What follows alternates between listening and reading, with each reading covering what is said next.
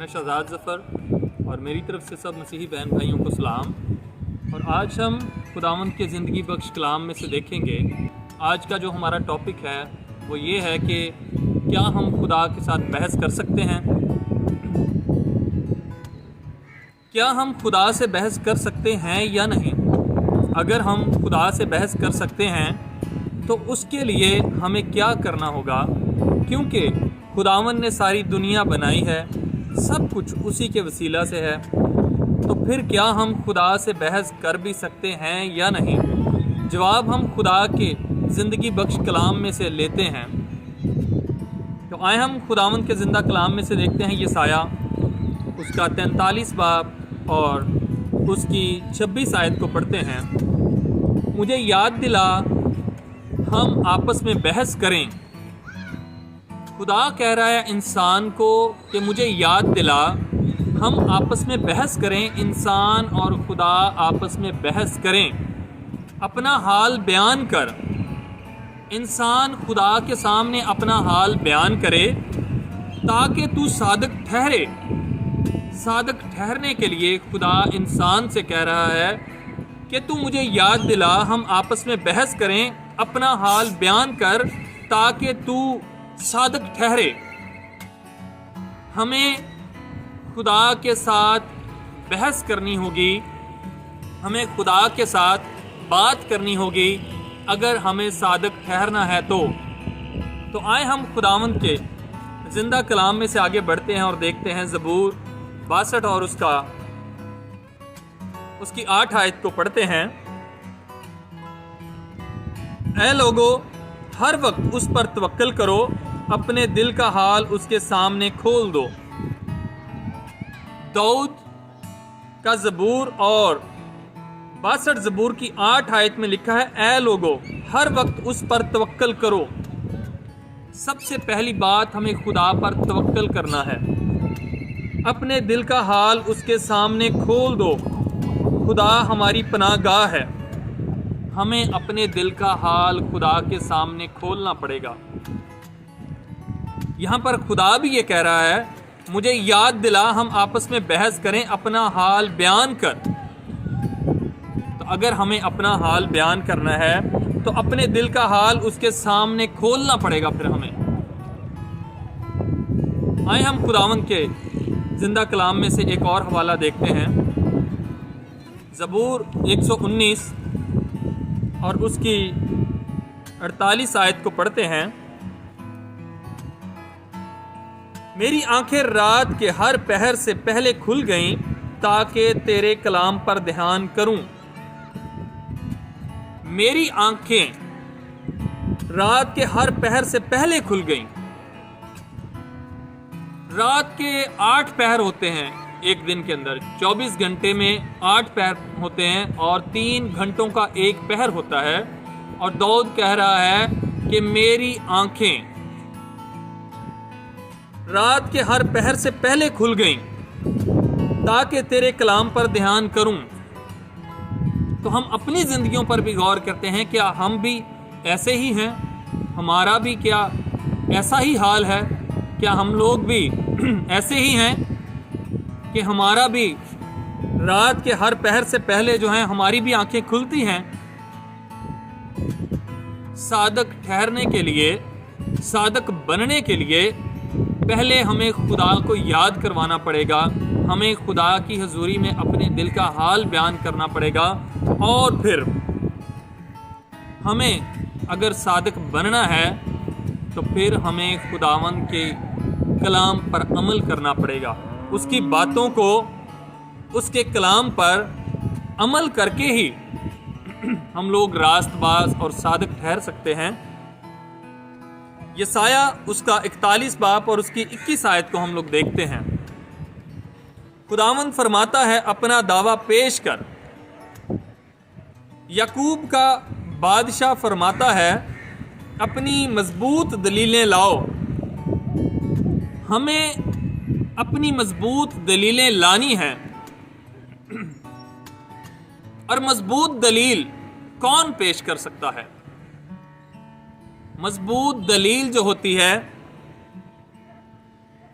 وکیل جب دعویٰ کرتا ہے، جب کیس کرتا ہے کورٹ کے اندر، تو وہ اپنے پوائنٹس لکھتا ہے، یعنی دلیلیں لکھتا ہے وہ، اور جو ناقص دلیل ہوتی ہے جس سے اس کو لگتا ہے کہ یہ کیس ہار جائیں گے ہم لوگ، ان دلیلوں کو، ان پوائنٹس کو وہ شامل نہیں کرتا، اور وہ ساری باتیں اس کیس کے اندر وہ نہیں لکھتا جو اس کو لگتا ہے کہ یہ کیس کو کمزور کر رہی ہیں یا کیس کو ناقص کر دیں گی، جس کی وجہ سے ہم لوگ کیس ہار جائیں گے۔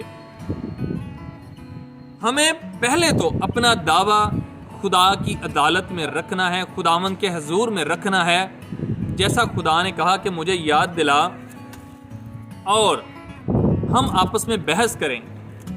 اور جج کے ساتھ وکیل بحث کرتا ہے، ڈائریکٹ مدعی بحث نہیں کر سکتا، لیکن یہاں پر ہمیں کسی وکیل کی ضرورت نہیں ہے۔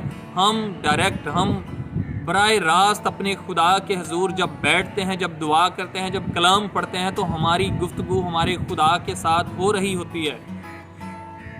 ہم جب روح کی زبان میں بات کرتے ہیں تو روح خود شفاعت کرتا ہے، ہماری آہیں بھر بھر کے شفاعت کرتا ہے، ہمارا مقدمہ، ہماری دعائیں سنی جاتی ہیں۔ اور جو مضبوط دلیلیں ہیں وہ ہم لوگ کلام پڑھ کر، کلام کے حصوں کو یاد دلا کر، خدا کے وعدوں کو یاد دلا کر ہم وہ مضبوط دلیلیں دے سکتے ہیں۔ تو آئیں ہم خداوند کے زندہ کلام میں آگے بڑھتے ہیں، اور زبور 112 اور اس کی پہلی 2 آیات کو دیکھتے ہیں۔ خداوند کی حمد کرو، مبارک ہے وہ آدمی جو خداوند سے ڈرتا ہے اور اس کے حکموں میں خوب مسرور رہتا ہے، اس کی نسل زمین پر زور آور ہوگی۔ خداوند کے یہ وعدے ہیں کہ اگر تو خداوند کی حمد کرتا ہے، مبارک ہے وہ آدمی جو خداوند سے ڈرتا ہے۔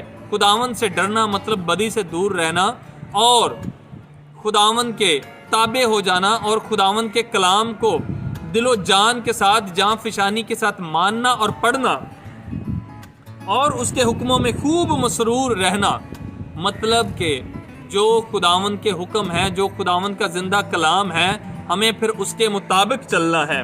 اس کی نسل زمین پر زور آور ہوگی، راست بازوں کی اولاد مبارک ہوگی، مال و دولت اس کے گھر میں ہے، اور اس کی صداقت ابد تک قائم رہے گی۔ صداقت مطلب سچائی، اور اس کی صداقت ابد تک قائم ہے۔ خداوند کا یہ وعدہ ہے، جو صادق ہے اسی کی صداقت ابد تک قائم رہ سکتی۔ مال و دولت اس کے گھر میں ہے اور اس کی صداقت ابد تک قائم ہے۔ خداوند کے پھر یہ وعدے ہیں جو راست باز ہوتے ہیں، جیسے ایوب راست باز تھا، اور خداوند نے اس کے چوگرد باڑ لگائی تھی، آتشی باڑ تھی، اور خدا ایسا، اور اس کی سرزمین پر اس کے جیسا کوئی بھی امیر آدمی نہیں تھا، اسی لیے مال و دولت اس کے گھر میں ہے۔ جو صادق ہوتے ہیں، جو راست باز ہوتے ہیں، پھر ان کو کسی چیز کی کمی کمزوری نہیں ہوتی ہے، اور اس کی صداقت ابد تک قائم ہے۔ پھر وہ جو سچا ہوتا ہے، صداقت مطلب سچائی والا، اس کے اندر سچائی ہوتی ہے۔ یہ وعدے خداوند کے انہی کے ساتھ ہیں۔ آگے ہم خداوند کے زندہ کلام میں سے دیکھتے ہیں، پیدائش اس کا 32 باب اور اس کی 24 سے 28 آیت تک۔ اور یعقوب اکیلا رہ گیا، اور پو پھٹنے کے وقت تک ایک شخص وہاں اس سے کشتی لڑتا رہا۔ جب اس کے یعقوب کو پتہ چلا تھا کہ اس کا بھائی آ رہا ہے عیسو، تو وہ ڈر گیا، اور اس نے اپنے بچے بھیج دیے، اور اپنا مال و دولت سب کچھ اس نے بھیج دیا، اور وہ اکیلا رہ گیا تھا۔ اور پھر اس نے ساری رات، لکھا ہوا ہے کہ پو پھٹنے تک ایک شخص وہاں اس سے کشتی لڑتا رہا۔ جب اس نے دیکھا کہ وہ اس پر غالب نہیں ہوتا، تو اس کی ران کو اندر کی طرف سے چھوا، اور یعقوب کی ران کی نس اس کے ساتھ کشتی کرنے میں چڑھ گئی۔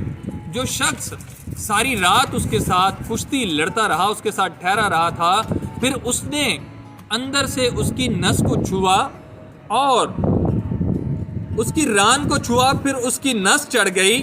اس کی وجہ سے چھوا اور یعقوب کی ران کی نس اس کے ساتھ کشتی کرنے میں چڑھ گئی اور اس نے کہا مجھے جانے دے کیونکہ پو پھٹ چکی چلی۔ یعقوب نے کہا کہ جب تک تو مجھے برکت نہ دے میں تجھے نہیں جانے دوں گا۔ یہ ہے دلیل، یہ ہے مضبوط دلیل۔ وہ راست باز تھا اور خدا کے ساتھ چلنے والا تھا اور خدا سے ڈرتا تھا، اور اس نے کہا، یعقوب نے کہا کہ جب تک تو مجھے برکت نہ دے میں تجھے جانے نہیں دوں گا۔ تو کیا آج بھی ہم لوگ خدا کے ساتھ بات نہیں کر سکتے؟ خدا تو خود کہتا ہے کہ تو میرے ساتھ بحث کر، مجھے یاد دلا۔ ہمیں اگر کچھ یاد دلانا ہے تو ہمارے پاس یاد دلانے کے لیے خداوند کا زندہ کلام پڑھنا ضروری ہے، کیونکہ اگر ہم کچھ یاد دلائیں گے تو وہ وعدے، وہ باتیں ہم کلام میں سے ہی بتا سکتے ہیں اور خدا کو یاد کروا سکتے ہیں، جن کے سبب سے ہمیں پھر برکت مل سکتی ہے۔ تب اس نے اس سے پوچھا کہ تیرا نام کیا ہے؟ جس نے ساری رات یعقوب کے ساتھ کشتی کی، پھر اس نے پوچھا کہ تیرا نام کیا ہے؟ اس نے جواب دیا یعقوب۔ اس نے کہا کہ تیرا نام آگے کیوں یعقوب نہیں بلکہ اسرائیل ہوگا، کیونکہ تو نے خدا اور آدمیوں کے ساتھ زور آزمائی کی اور غالب ہوا۔ غالب ہونا، غالب آنا، جو سچا ہوتا ہے غالب پھر وہی آ سکتا ہے۔ اور ہمیں مضبوط دلیلیں لے کر اگر ہم لوگ اپنا دعویٰ پیش کرتے ہیں عدالت میں تو اس کے لیے ہمیں مضبوط دلیلوں کی ضرورت ہوتی ہے۔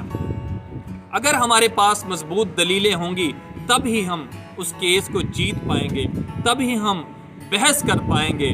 جھوٹا انسان بحث دیر تک نہیں کر سکتا، وہ محض کچھ سیکنڈز کی، کچھ منٹس کی بحث کر سکتا ہے، مگر اس کے پاس وہ ٹھوس دلیلیں نہیں ہوتی۔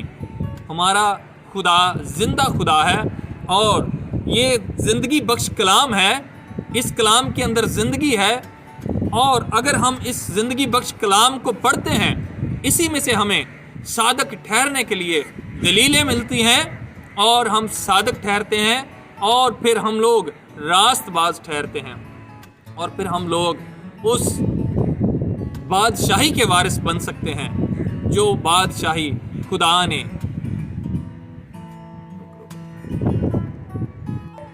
اور پھر ہم لوگ اس بادشاہی کے وارث بن سکتے ہیں جس بادشاہی میں خداوند ہمیں لانا چاہتا ہے۔ وہ چاہتا ہے کہ ہم اس کے ساتھ بادشاہی کے وارث بنیں۔ اس لیے ہمیں مضبوط دلیلوں کے لیے خداوند کے زندگی بخش کلام کو پڑھنے کی ضرورت ہے اور اس پر عمل کرنے کی ضرورت ہے۔ اسی وجہ سے ہم لوگ صادق ٹھہر سکتے ہیں۔ خداوند کے زندہ کلام کے پڑھے اور سنے جانے کے وسیلہ سے ہم لوگ بڑی برکت پائیں۔ آمین۔